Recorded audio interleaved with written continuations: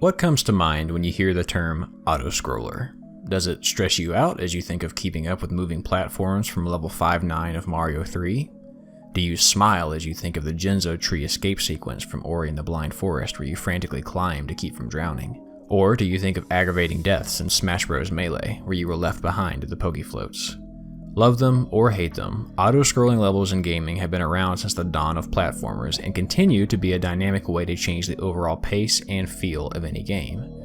However, as the possibility of transitioning a platforming game from 2D to 3D became a reality, developers have had to be creative in their quest to control the pace of their levels, since you can't just wipe away one side of the screen in Mario 64 to keep the player moving along. My name is Daryl, this is Forging the Level, and today I want to talk about how autoscrolling transitioned from 2D to 3D and how it can continue to be adapted in new and exciting ways. Platforming games as a genre began in 1980 with Space Panic, where you played as an astronaut staving off incoming hordes of aliens. You dig holes as traps, and then when the baddies fall in them, you simply have to pave it over to dispose of them. And that's pretty much it. The screen here, just like most early 80s platformers, was stationary throughout the gameplay. The steady screen meant the entire level was in front of you, and you could strategize a way to win at your own pace. However, this changed in the summer of 1981, when just a month before the release of Nintendo's Donkey Kong, Alpha Denshi released a game called Jump Bug. In Jump Bug, you drive, or jump as the name suggests, a Volkswagen Beetle along underwater cities to collect treasure and avoid a bizarre roster of enemies. However, unlike Donkey Kong, Space Panic, or Burger Time, the screen scrolled from left to right, forcing the player to stay on their toes. There was no way to see the entire board at once, so you had to be ready for any enemy or obstacle that was coming your way. Static strategy was tossed for a more upbeat and reactive form of gameplay. When traversing the ocean in your bug, you had to be ready for whatever enemy was coming in a small window of time, whereas in a game with a stationary screen like Pac-Man, you knew exactly where each ghost was at all times. In Donkey Kong, you could see how the barrels were coming from above, and could time your jumps appropriately. What's most significant about the scrolling change, however, is the environment. Single-screen games had a single environment, so you knew exactly where you could and couldn't jump and land safely. However, in an auto-scroller, the environment is constantly changing, and there's little to no time to stop and strategize. You have to react to new landing areas and dangerous flying enemies, which may be why the mechanic didn't catch on right away. As innovative as Nintendo is, with its creation of Z-targeting, portable gaming, and even the directional pad itself, it had nothing to do with the inception of auto-scrolling levels. We can thank Alpha Denshi for that. However, Nintendo would go on to implement the idea in some profound ways. 7 years after Jump Bug, auto-scrolling made its most commonly known debut in Super Mario 3 for the NES.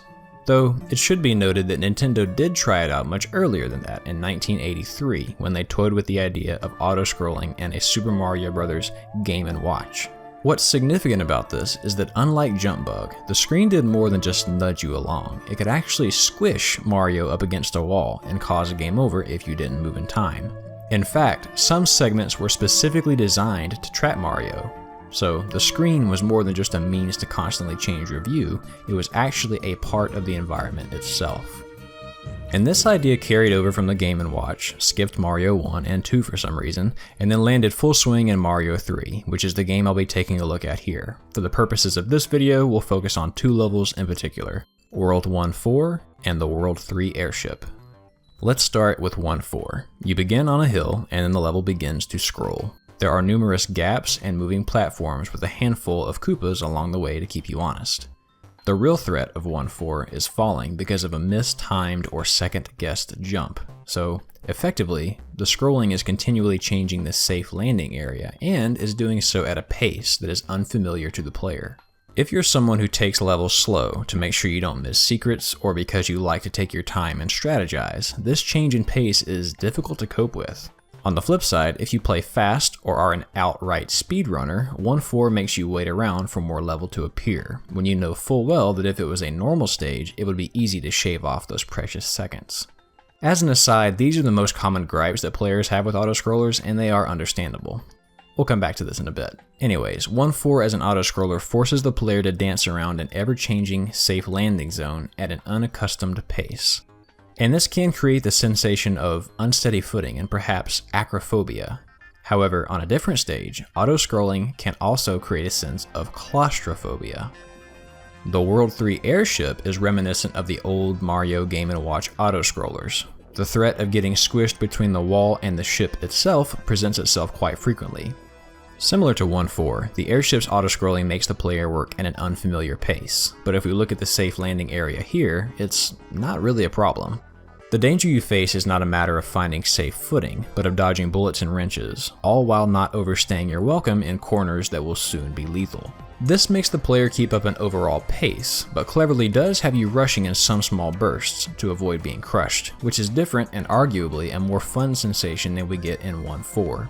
But preferences aside, this demonstrates that auto-scrollers can create more than one gameplay experience depending on how they're used and the landscape of the level. Let's talk about what happens to those experiences when we add a third dimension. Transitioning auto-scrollers from 2D to 3D is tricky. Take for example Mario 64. When we add that pesky third dimension, scrolling the screen suddenly does nothing to affect the available space, it simply moves the camera, which is not the intention of an autoscroller. The goal is to make the player go a certain pace that they typically would not go, and force them to find footing or dodge obstacles for a prolonged period of time because of limited space. But there's no obvious way to make this happen in 3D. If we tried to literally copy an autoscroller from a 2D Mario and then paste it into a 3D space, what would it look like? We could grab the 2D level, imagine that it has a Z-axis, turn on the Y-axis, and then take a peek. An autoscroller essentially places a wall a few meters in front of Mario and a few behind him, so that he can only go forward and backward a little bit at a time. Essentially, he would be working in a moving 3D box to contain him to one portion of the stage at a time. But if Nintendo added a big black box around our hero in Super Mario Odyssey, it might cause some accessibility issues. Trying to look around with a camera would be pretty frustrating, since you'd be battling to keep the dark void that is the edge of the level out of view. And when that happens, you can kiss all those solid reviews goodbye. So, how do we make the transition? Well, Nintendo's solution to this is remarkably clever. Instead of placing walls as constraints, they simply remove the safe landing area altogether to keep the player moving. This is done in a number of ways. In Mario 64, there is a magic carpet that is the only safe platform. Mario must ride it up a rainbow but has to jump over blocks, dodge flames, and maintain his footing along the way. Similarly, Mario Odyssey's growing flower platforms keep Mario on his toes. You have to juggle the risk of leaving the safe ground for extra moons and purple coins, but be careful not to get left behind.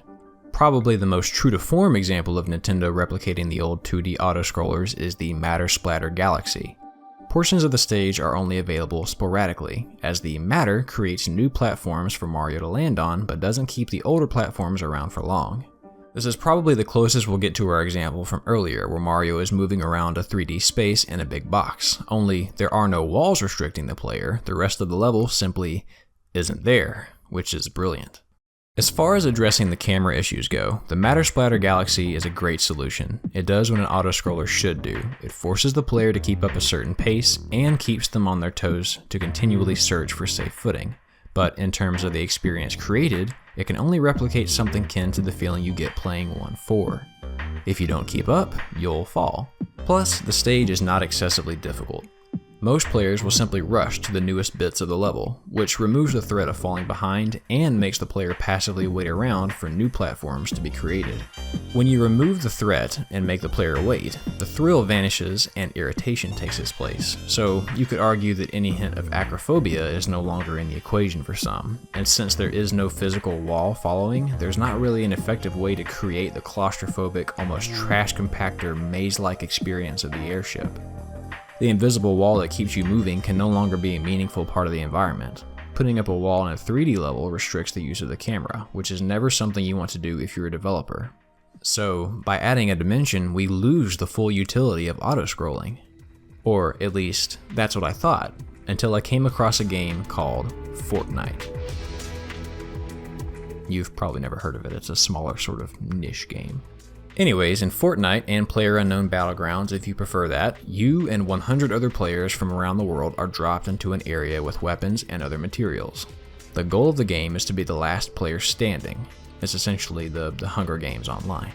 In both titles, there is a system in place called the Circle, or the Storm Eye. The Circle is, well, a circle that covers the map and will shrink in size as the game progresses. The purpose of the Storm Eye is to continually make the map smaller so that all the players competing will be forced to eventually come out of hiding and have an encounter with another player. If you're playing Fortnite, for example, and you're caught outside the circle in the storm, your health will gradually deplete. This is to herd you into the active playing area and keep the pace of the game going. Now, admittedly, I have never played either of these games, but the shrinking circle mechanic is fantastic. It could in fact be the mechanic that 3D platforming needs to revive the experience we get with the airship. To clarify, I'm not saying we should drop a Storm Eye on top of the Mushroom Kingdom and then make the next Mario Party a shooter, but to illustrate how the circle can help, let's create a level, or at least a very rough draft of one in Blender. We'll call it the Shrinking Kingdom. The stage is on a large platform. There is a moon in a tower at the very center, with a few purple coins and bonus moons scattered throughout the stage in hidden spots.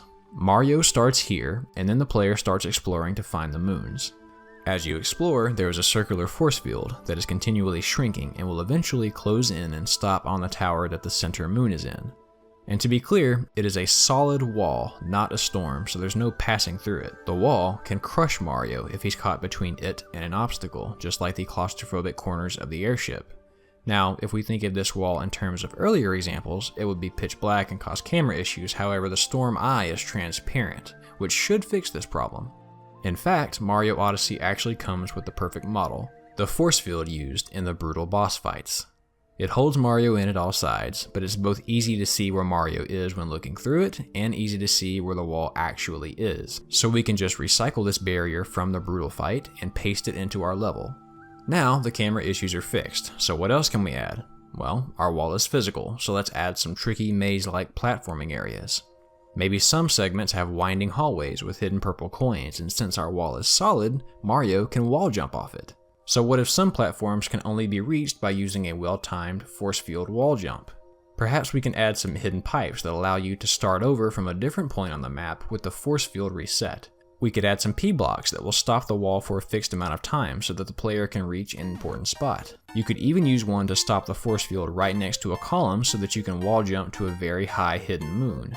By adding a wall to keep the player moving instead of just erasing ground, we dynamically add to the environment instead of taking away from it.